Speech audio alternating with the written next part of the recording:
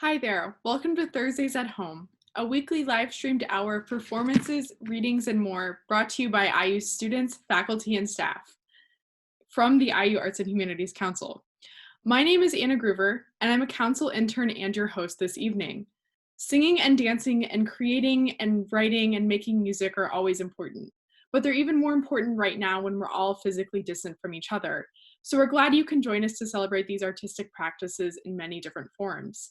Tonight, you'll be hearing from performer and professor of theater and dance, DJ Gray, IU student and harpist, Caroline Robinson, artist and design professor, Jiangmei Wu, and O'Neill School professor and pianist, Monika Herzig.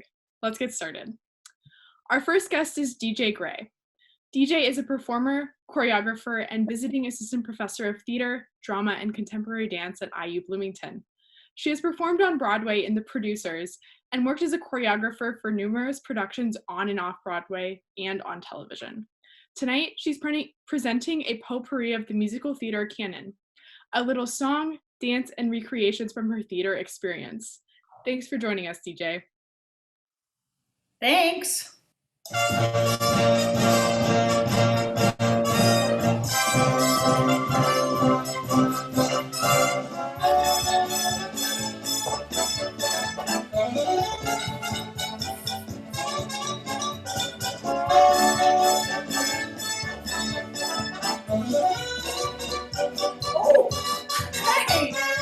Know you were there. Hi, what are you doing in my living room? It's nice to see you all, or not. Hi, I'm DJ Gray. I have chosen a repertoire tonight that includes everything from an audition song to a little song and dance, a little bit of a little thing I taught in class. So, that's called tape and live. We're live people. All right, so this first song I'm singing is the song I think that landed me my role in The Producers on Broadway. So I thought, why not go ahead and sing? I'm my own tech person tonight, so I have to shift. So if you look this way, you can take a look at my roots while I go into my own. There we go. I'm going to start my music. Usually you nod to the pianist or tell him I'm standing center. Please play.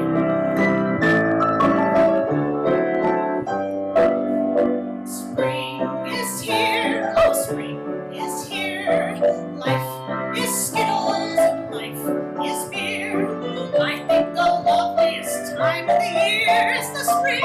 I do, don't you? Of course you do. But there's one thing that makes spring complete for me, and makes every Sunday a treat for me. All the world is in tune on a spring afternoon when we're playing pigeons in the park. Every Sunday you see my sweetheart and me when we play the pigeons in the park. When they see us coming, the birdies all try and hide, but they still go for peanuts when coated with cyanide. The sun's shining bright, everything seems alright. We're poisoning pigeons, it just takes a smidgen to poison a pigeon in.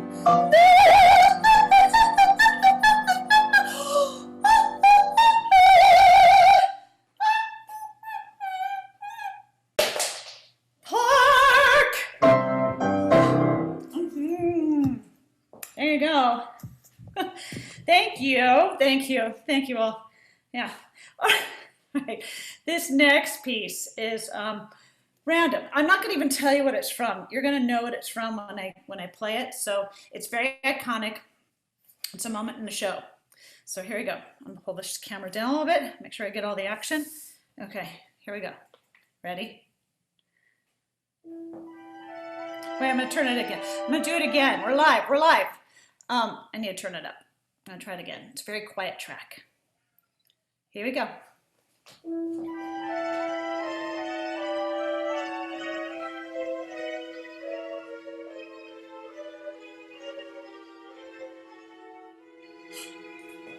note from the Phantom. Okay, that's it. That's all I got for you there. Yeah, I told you random things. So, all right, here's the next thing. All right, so I thought I'd give you a little bit of, I'm going to change the music again. Mm-hmm. There we go. All right, oh, cat, yes, my co-star. That's Kiki. I am going to do a little piece now. This actually from Gypsy. I played Electra in the show, diva role. I love that show so much. Sometimes when you're in a very small cast, you have to play some of the chorus bits, which is great. You get to play a lead, a diva role, and then sometimes you're in the chorus. And so I just wanted to play a little bit of just a number. It's actually the original Jerome Robbins choreography, so I thought I'd give that to you. Here we go. Here we go. Maybe not. What if we... 'Cause she loves me more.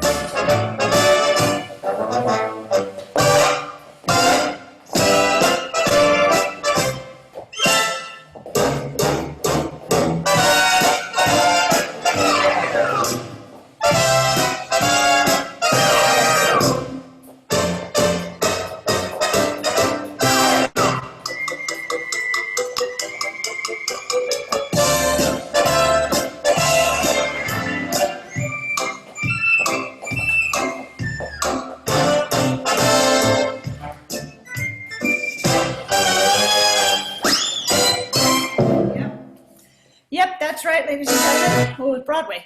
That's right, I played the ass of the cow, and I also played Electra, where I just lit up the stage. Oh, I lit up the stage being at the back end of a cow. That's nothing to moo at. See what I did there? Ooh, okay, we're gonna move on. Take a little sip of water. It's very exhausting being live, being your own sound and lighting, all that. Got the ambiance. All right, next one. I thought I'd share with you a little bit about what I do at the school, which is choreography. So I prepared a little bit of something. I'm going to improv a little bit and show you what it's like to work on a piece for the stage, for a choreography. You kind of look at the character first, what the circumstances are, what happens right before, what the words that you're telling through movement means. So I'm just going to turn on the music. So another song everyone knows, but here we go. A little bit of improv, and then I'm going to go back and talk through it.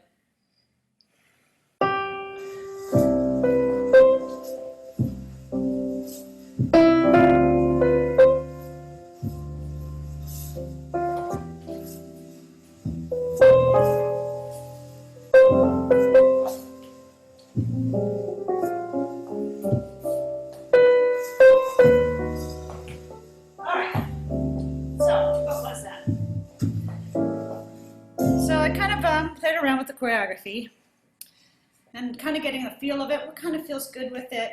Then I'll go back and I'll do the counts, 1, 2, and 3, 4. I do the hip roll, I lift up, 1 and 2. Maybe I should reach through my arms more, kind of give myself those same notes, the full notes. I did here, and then I have to remember my own choreography. And I did 2 chaîné turns to the right. Ooh, maybe I should go a little bit further down with that camera so you can see my feet. Chaînés to the right. Chaîné. And then I did a kick. And I wanted to go this way, but I actually kick better with my right. Boom, boom. Sometimes when you're working with your leading dancers, you'll ask them, what do you do things better on the right or the left? And sometimes they have an injury and you want to make sure that you're keeping them healthy. So you just work with their one good leg. Let them kick with the good leg. You want to always highlight what they do best. That makes you look like a better choreographer. Sometimes it's good to push them too.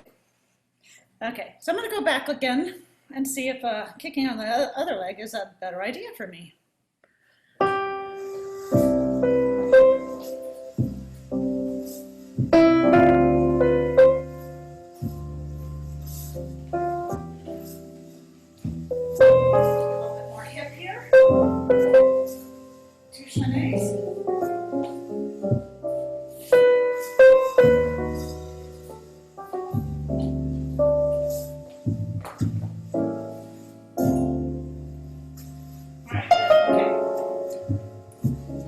really give you the sense of what it is like to play, what it's like to set something. And then of course, when you get in the room and you set it on somebody else, it may change a little bit, the timing might change. Also, they may do something really interesting that you may want to take and incorporate. We call steal that, put it right into the piece. All right. Oh, this next piece, my students can dance along with it. I may mess up an improv, but let's see what happens. So if you're at home, students, you know this. It's different music, but here we go.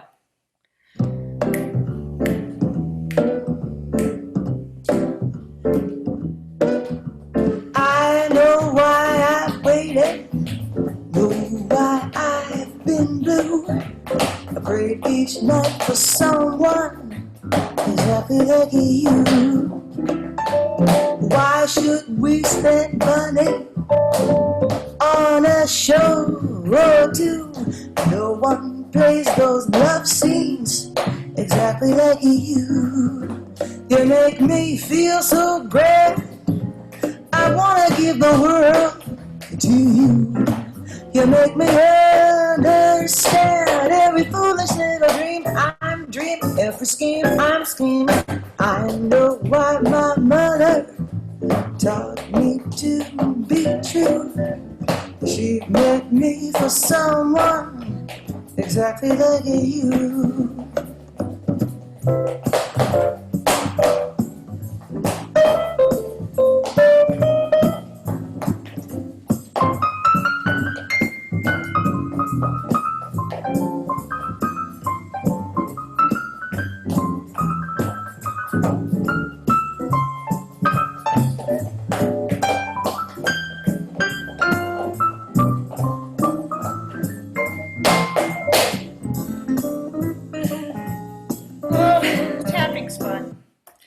Tapping's fun. Great. We're nearing the end of my program. Another drink of water. I'll be right with you. I'm going to skip to this last song. I know I may seem a little out there, but I teach my kids to think outside the box. And here I am in a box. Isn't that funny? Okay. All right. This, we take this isolation is forced you to really think about yourself, really focus in on yourself, ask you questions, go deeper into why we do what we do, why we're here, all that stuff. I don't know if you've gone there yet. I love to teach. That's why I'm here. So I want to do a little song with this girl that's woman who is in reflection. It's a character role, so if it sounds a little funny, you want to turn down your volume, go ahead and do that. All right, here it goes. It's from the musical Singing in the Rain. It's the character Lena Lamont, just to set that up.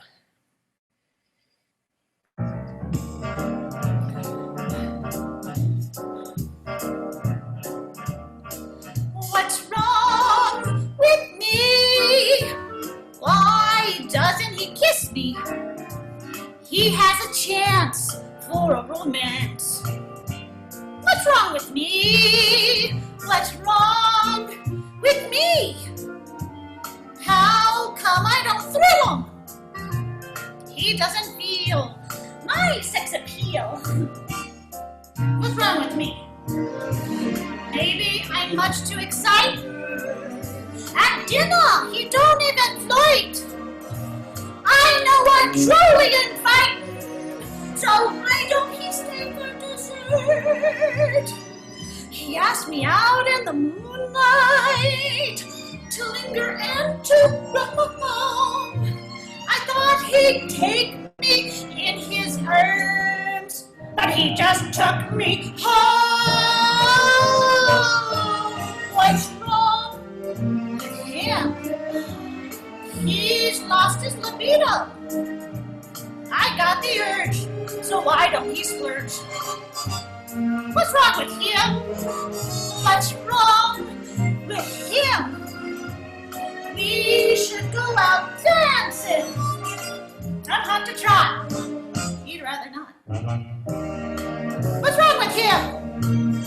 There's seems more important than diction. So a girl can't say can't. I said it. Why is he causing such friction when he could be Mr. Lamont? What's wrong with me? Why all the confusion? I'm quite a girl, a real cultured pearl. What's wrong with me? I ain't so dumb! This peach is a plum! What's wrong with? What's wrong with? What's wrong with me? Nothing!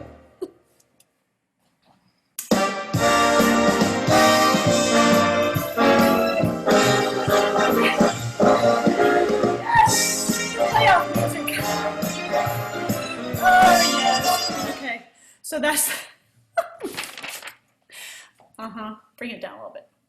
Thank you. I want to thank the Arts and Humanities Council for letting me do this. See what goes on Thursday nights in my home. Anna! Hi. Hi! Thank you so much. That put just a big smile on my face. Good. That's what it's supposed to do. Awesome. All right. Thanks again. You're welcome. All right. All right. If you're just tuning in, this is Thursdays at Home. Join us tomorrow, May 1st, at 3:30 p.m. for a Meet the Author event with IU history professor Jeffrey Gold, who will be discussing his newest book, Solidarity Under Siege, The Salvadoran Labor Movement, 1970 to 1990. This is a collaborative presentation with our friends at the College Arts and Humanities Institute. Our next performer is Caroline Robinson.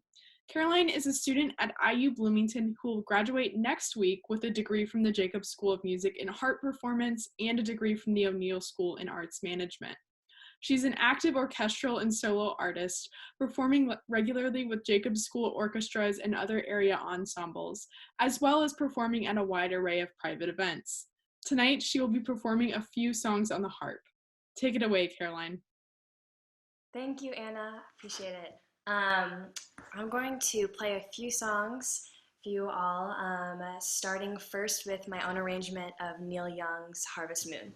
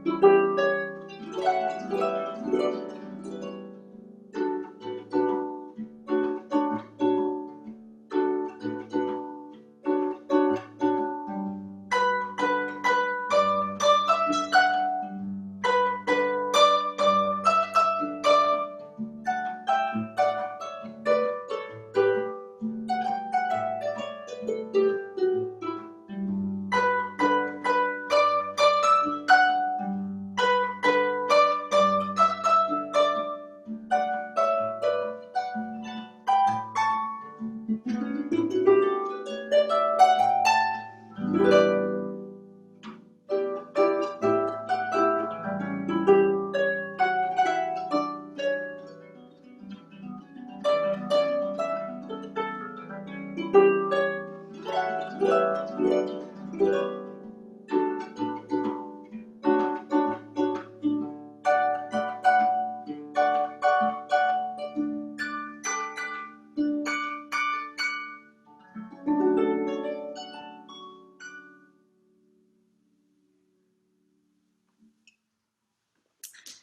was Neil Young's Harvest Moon, and then I'm going to go on to play T for Two.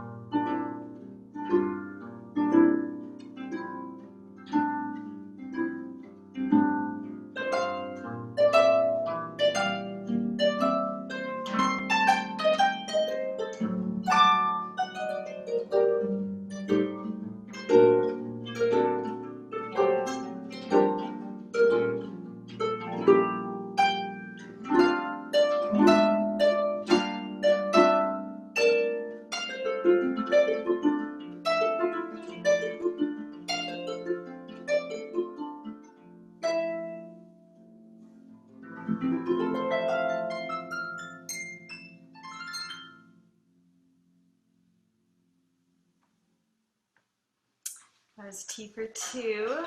And now I'm going to go on to play Killing Me Softly with his song, first made popular by Roberta Flack, and then it kind of has a little bit more of the Lauryn Hill version to it as well. So here's Killing Me Softly with his song.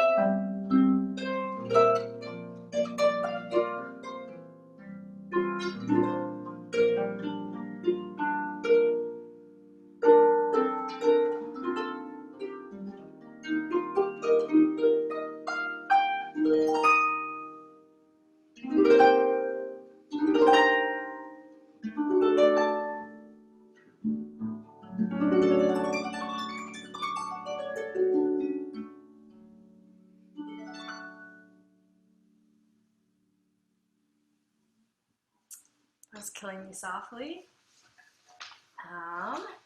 And moving on to a little bit of some Spanish Latin rhythms here.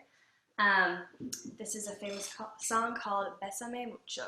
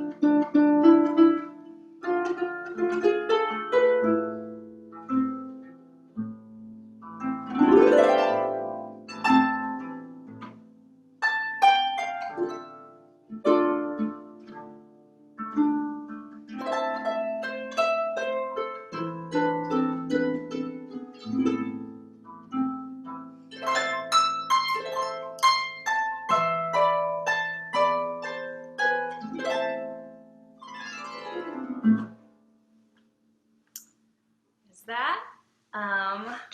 Really great song there. And I'm gonna wrap it up with Patsy Cline's Lovesick Blues. Weird backstory, I used to yodel as a little kid, so looked up YouTube videos, and Patsy Cline was one of the ladies who came up and kind of learned from her folk singing, her yodeling, how to do it. So this is Lovesick Blues, first made famous by Hank Williams, but many different covers to it.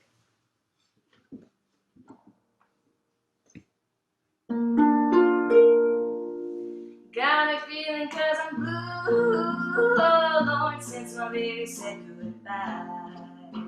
Don't know what I'm gonna do, all I do is sit and cry. Oh Lord, that last long day, he said goodbye. Oh Lord, I thought I would die. He'll do ya, he'll do me, he's got the kind of love. Oh, I love to hear it when he calls me sweet baby. What a beautiful dream. Hate to think it all over, I lost my heart it seems. I've grown so used to the mess somehow, but I know nobody should baby now, 'cause I'm a lonesome, got the lovesick blues. Now I'm in love with a wonderful guy, that's what's the matter with me. I'm in love with a wonderful guy, he don't care about me. Well, I tried and I tried to keep him satisfied, he just won't stay. Now he is leaving, here's what I have to say. Got me feeling 'cause I'm blue, oh Lord, since my baby said goodbye. Don't know what I'm gonna do, I lost my heart it seems. I've grown so used to the mess somehow, but I know nobody sugar baby now, 'cause I'm a lonesome, got the lovesick blues.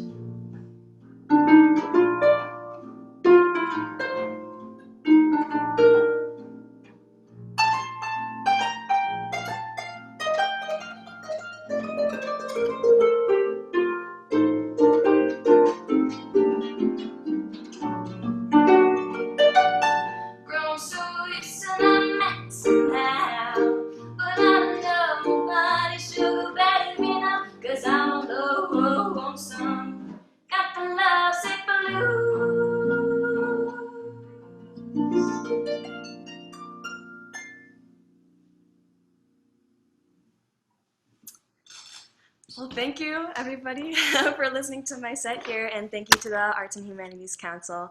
Appreciate it. Thanks so much, Caroline. That was lovely. Also, happy graduation. Thank you so much. Yeah, no problem. If you're just tuning in, this is Thursdays at Home. Welcome. Join us Sunday at 5 p.m. for a very special performance from IU's Department of Theater, Drama, and Contemporary Dance. Jonathan Michelson will direct a cast of faculty and students in a live Zoom reading of Shakespeare's As You Like It. Additionally, join us here on our Facebook page every Tuesday evening for Quarantine Conversations, as Indiana University faculty members confront COVID-19 from a wide range of disciplinary perspectives in the arts and humanities. Our next Quarantine Conversation is Tuesday, May 5th at 8 p.m., and will cover the topic Mobilizing Creativity and the Arts. Check out the link in the comments for more info. Our next guest is Jiangmei Wu. Jiangmei is an assistant professor of interior design in the Eskenazi School of Art, Architecture, and Design.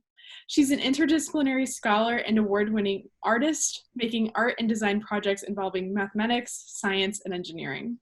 One of her current projects involves the art of origami and how it can be used to make face masks.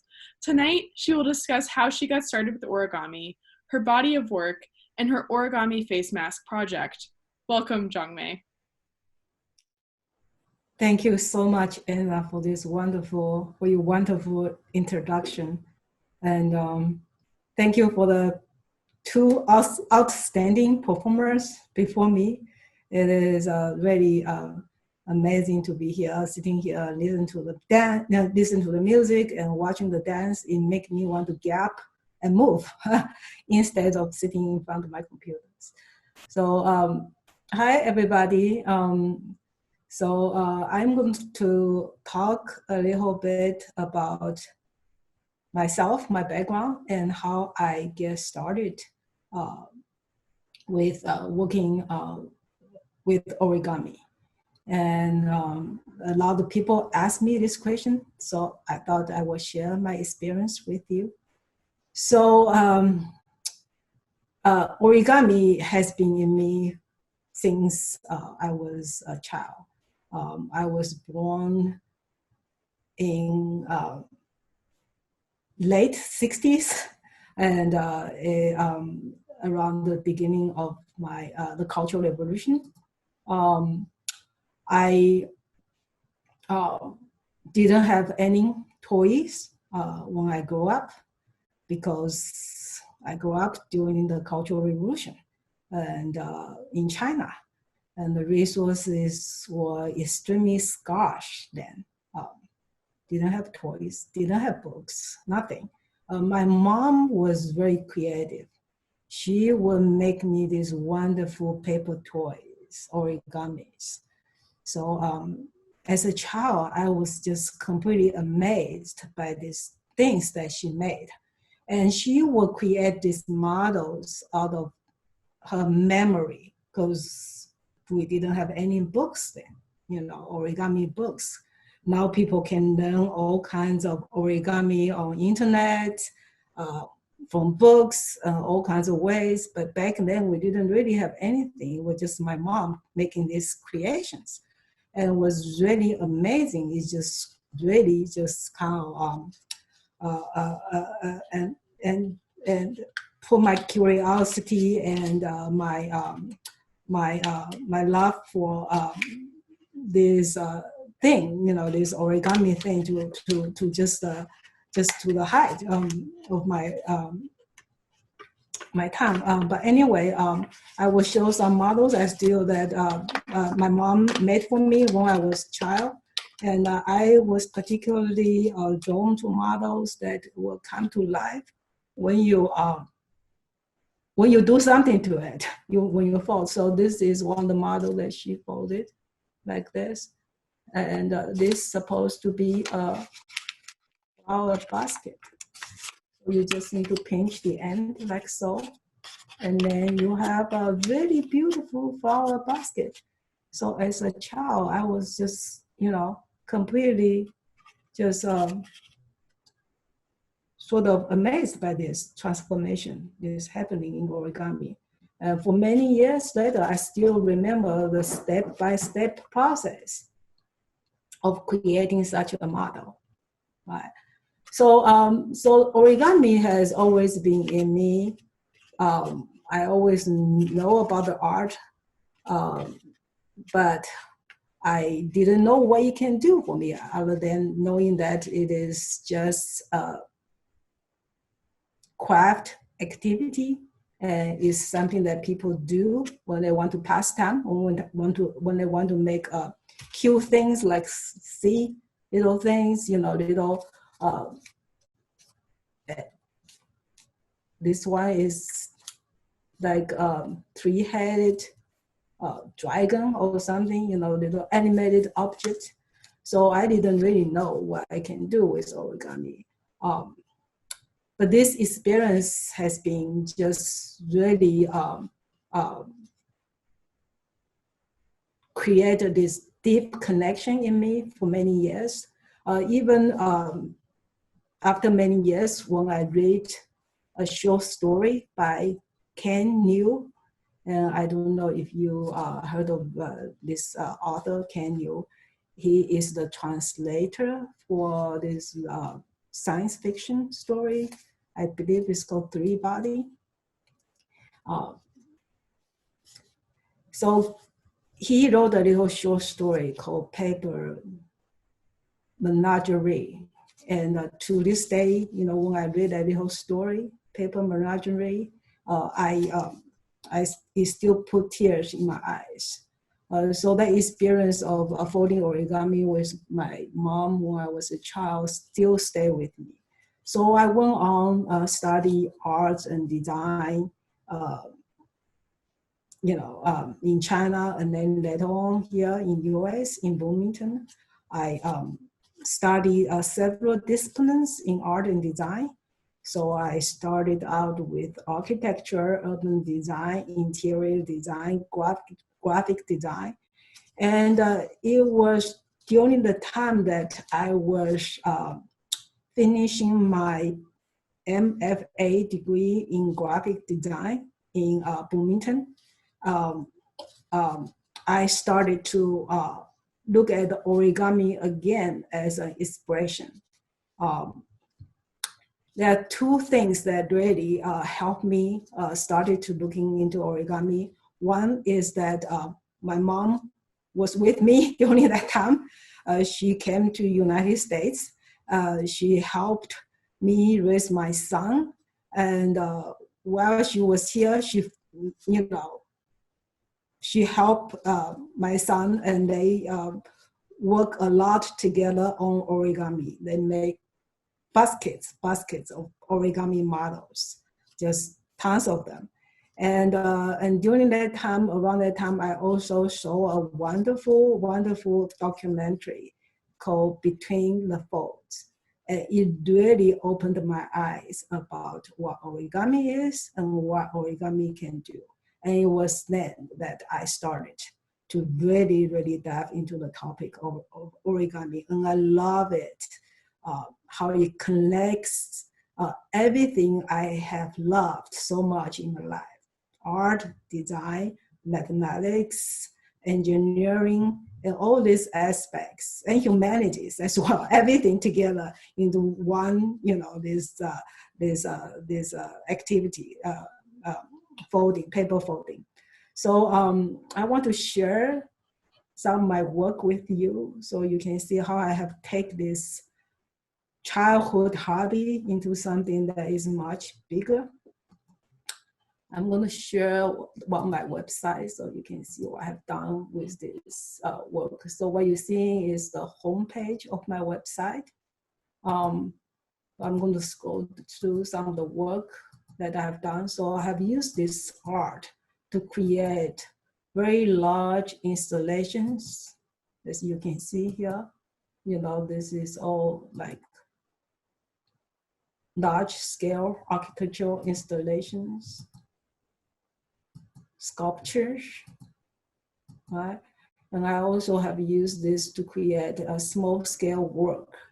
You can see some of the examples here, like light fixtures. For instances, you know, there are many different designs that I have created, and they are all using origami as an inspiration. And many of these modules designs you see, they are folded from one single piece of paper, and many of them can be folded flat. So I love how you can use origami to transform, you know, the physical object. So origami is a just awesome technique to use for making, for shipping, for packing, and all these different aspects. So I'm going to go to another website of mine, jiangmei.com, and here you can see some of my latest work. So this is more of a blog. So here I publish my most latest work, and some of the work is still in progress. So what you see here is for the face mask. And this project has been going on since the start of COVID-19 pandemic. You know, and people also asked me why I started this, you know, how did I get started of working with origami face masks. So again, there are sort of two threads to this project I want to share with you. One is that I have been always working on, you know, folding techniques. So something that I have always been, you know, it's just my project, always ongoing. And not, so it was not something that is completely new for me to work on origami mask, even though it is very simple, but I know the technique, I know how to create something that will work because I have worked on something similar before. Another thing is that I have many relatives live in China and Hong Kong, and I knew about COVID-19, you know, from very early on, probably more than many Americans here. So like in late January, I was already looking at face masks, you know, when my brother called me from Hong Kong and asked me if I can buy him face masks from here in Bloomington, because he thought that Bloomington is a small town, maybe they will, we will still have face masks here. That was that was around late January. And I soon find out that I couldn't find any face masks. And so he has been wearing this face mask. This is a very typical surgical mask, as you can see. It is made out of a piece of square. And during that time, I couldn't get hold of one. And I really have never worn this face mask in my life before. But for him, for people in Asia, in countries, wearing this is almost like their daily routine. They put on something like this and go out. And you can see this mask is designed for a different purpose, right? And when I look at it, when I finally get hold of one and look at it, I realized that there are many things that can be improved. Right, this is made out of a single piece of square. So I'm looking at the possibility of changing the overall form of this mask. And also this mask has a huge problem. It doesn't fit the face very well. As you can see when you put it on like this. This is what most people wear these days. Millions of people wearing this. It doesn't fit the face. As you can see, there's huge gap here on face.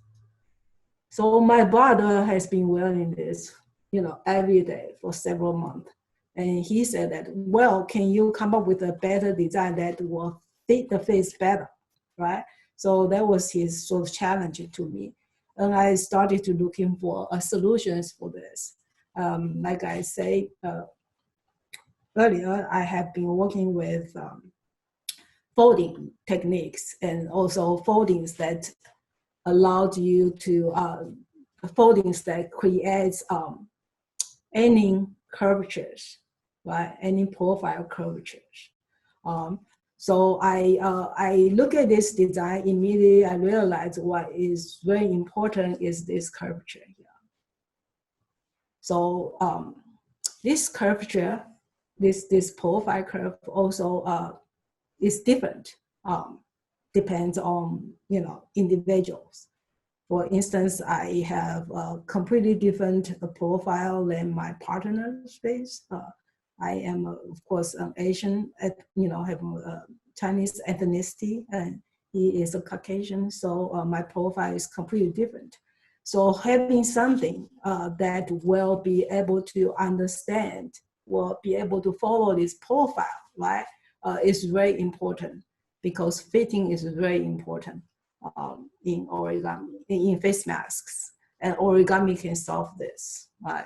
So I set out to solve this issue in using origami, and I have come up with many models and examples like this. And this is one example here.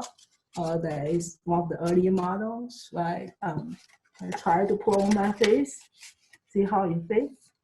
And interestingly, this example, this type of folding, you can fold it, and then this can be flat pack, and then you just open it up. It creates a somewhat looks like a cone-like structure, and that cone-like structure allows you to flex it on your face and fit tightly on your face, right? But the problem is this profile. The profile is sort of, is really exaggerated in this example. As you can see, it doesn't really fit my face very well. So I have worked a lot to design better profiles and try to understand what is the most important things to capture, so that a design will fit most people's face. That was my initial thought. So after many generations of design, I have come up with something that works pretty well. I want to share with you quickly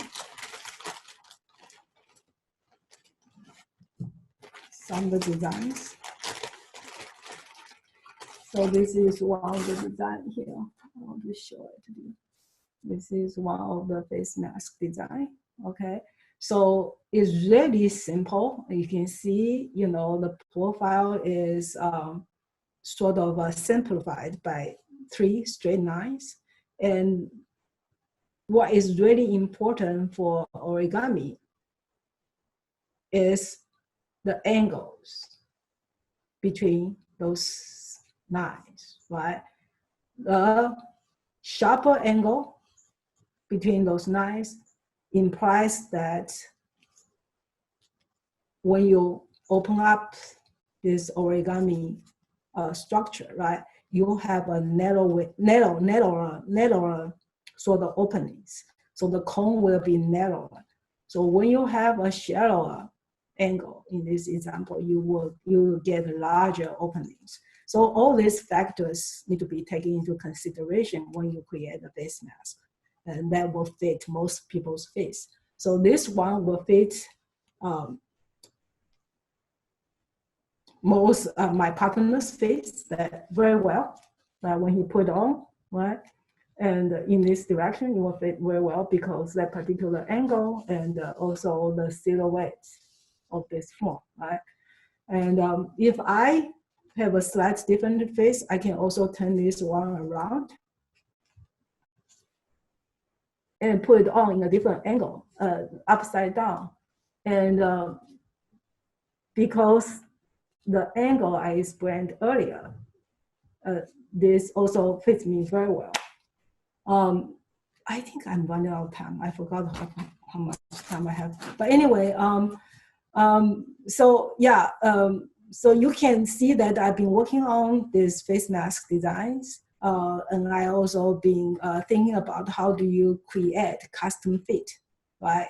Because fitting is so important using origami, and that custom fit origami fashion for everybody, for individual people. And the technology is possible, it is there.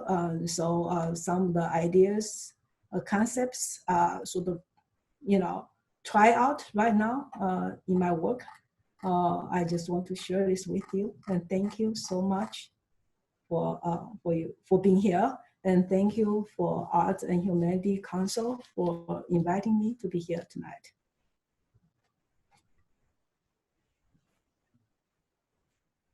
Thanks so much for sharing your beautiful designs with us, Jiangmei. That was super cool to see. If you're just tuning in, this is Thursdays at Home. The Eskenazi School of Art, Architecture, and Design and the Grunwald Gallery of Art are now presenting virtual exhibitions of work by graduating BFA and MFA students. You can find the exhibitions on the Eskenazi's website or by following the link in the comments. Our last performers are Monika Herzig from the O'Neill School of Public and Environmental Affairs and her husband, Peter Kienle. In recognition of International Jazz Day, they'll offer a special duet performance with Monika on piano and Peter on guitar. As a touring musician and recording artist, Monika has performed in venues all around the world, and we're so excited to bring her acclaimed musical style to your living rooms this evening. Her latest album, Eternal Dance, featuring her all-female group She Rose, is currently the biggest gainer in the Jazz Week charts and just hit number 26 this week. Welcome, Monika and Peter.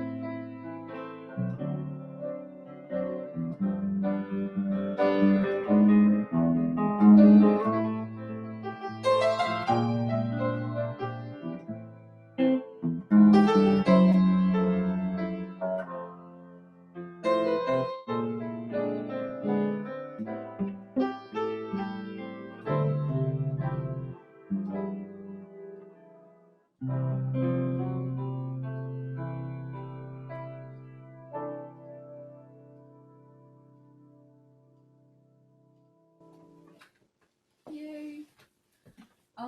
Thank you for having us, and it's a great honor to be here. This was one of my pieces called The Hill Country, and it was written imagining the rolling hills of Indiana. So when you close your eyes, you can just imagine driving up from Nashville or down, whichever way you go, and driving through the rolling hills. And it was actually, it's kind of a Bloomington hit because Mayor Cruzan used it twice for his campaign commercials, and it worked both times. So it's a special piece of nostalgia.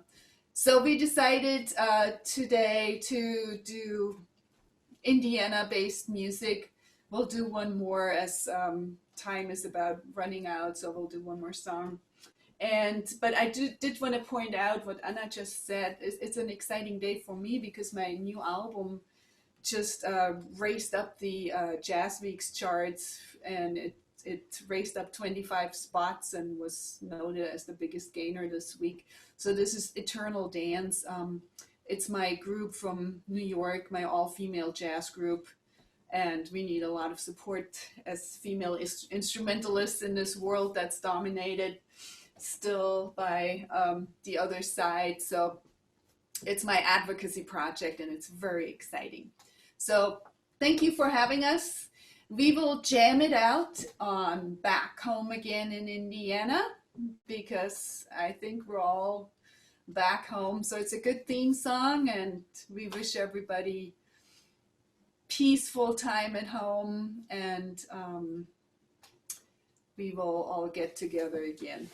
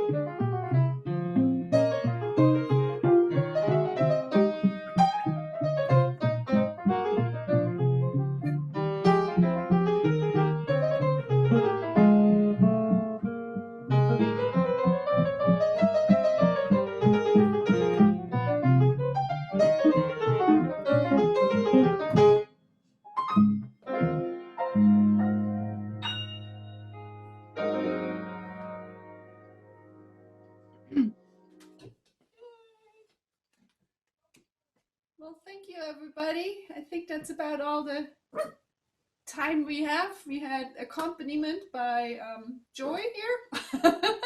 And we wish everybody a safe, good time at home. And let me know if you're interested in some eternal dance. And thank you for all you do at the Arts Council. Thanks so much for that beautiful performance, Monica and Peter and Joy.